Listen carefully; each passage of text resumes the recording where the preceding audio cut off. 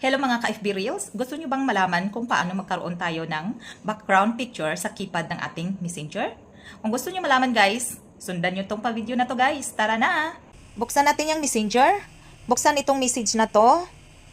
Pipindutin natin yung message. Pindutin natin yung settings. Ayan na po, pindutin natin yung theme. Ayan na po, at saka pindutin natin yung plus sign.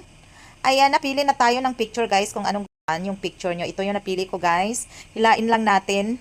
Parang talaga ma-plaster dyan sa keypad natin. Ayan na po, naka-plaster na. At saka yun, na bahala guys, yung adjustment sa brightness nyo guys. Yung klaro pa yung litra ha.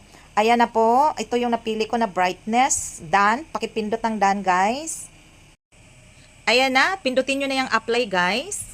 Ayan, naka-check na siya guys. Babalik na tayo doon sa message. Ayan na po, balik na tayo doon sa message guys. Ayan, pindutin natin ulit, buksan natin.